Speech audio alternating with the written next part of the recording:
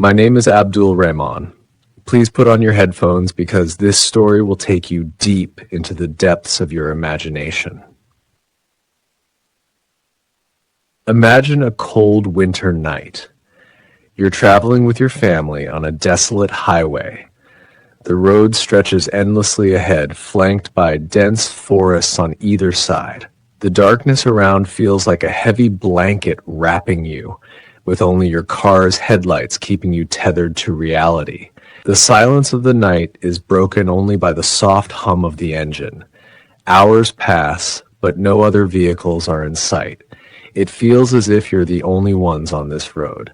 And then something strange happens.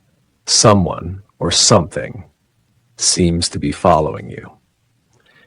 It was a chilly December night in 2019. I was traveling from Chandigarh to Jammu with my wife, daughter, and son. My son was driving, and I was seated next to him in the front. My wife and daughter were in the back seat, chatting softly. The car heater was on, battling the bone-chilling cold. The journey started uneventfully. We had packed some snacks and were enjoying soft music to make the trip pleasant. At first, we saw a few cars on the highway, but as the night deepened, the road became eerily deserted. Around midnight, a thick fog enveloped the road, making visibility incredibly difficult. My son and I were focused on the road ahead, while my wife and daughter had fallen asleep. Suddenly, we noticed an old school bus parked on the side of the highway. Its rusty exterior and shattered windows made it look as though it hadn't been used in decades. The bus was partially blocking the road, forcing us to slow down.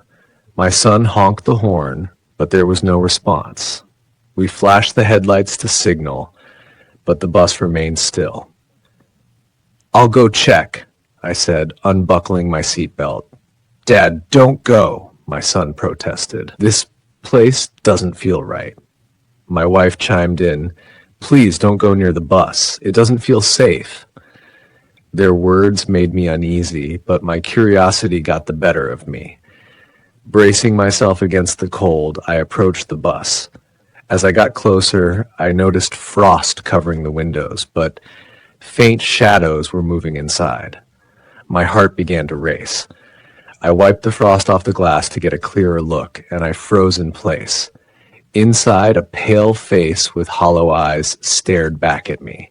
I stumbled back and shouted to my son, my voice trembling, "Start the car, now!" Without questioning, he started the engine, and we sped away from there. A few minutes later, my son nervously glanced at the rearview mirror. "Dad," he said in a shaky voice, "the bus is following us." I turned to look. The same decrepit bus was behind us, its dim headlights flickering like a dying candle. "Let it pass," I instructed. My son slowed down and moved to the side, but the bus didn't overtake us. Instead, it slowed down too, maintaining the same distance. A chill ran down my spine. By now, my wife and daughter were awake, their faces pale with fear. We accelerated, hoping to leave the bus far behind, but our relief was short-lived. Just as we thought we had outrun it, a loud horn startled us. The bus was back, closer than ever. Taking a turn onto a narrow road, the situation became even stranger. The road was winding and flanked by dense woods. Shadows flitted between the trees, disappearing as quickly as they appeared. My daughter screamed when she saw a figure standing in the middle of the road, which vanished as our car approached. As we reached a bridge, the car's headlights began to flicker, and just as we rejoined the highway, the bus was there, waiting for us. We pulled over at a roadside dhaba restaurant we spotted in the distance. The owner looked at us with concern. "You shouldn't be on this road at night," he said. "Why?" I asked, my voice shaking. "Did you see the bus?" he asked softly. My blood ran cold. "Yes," I whispered. "Years ago, a terrible accident happened here involving a school bus," he explained. The bus caught fire and all the children burned alive. Since then, people say the bus roams this road seeking help. The Jabba owner pulled the curtains over the windows.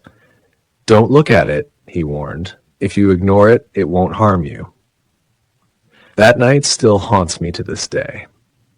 If you ever find yourself on a lonely road, remember some journeys aren't meant to be taken, and some souls are best left undisturbed.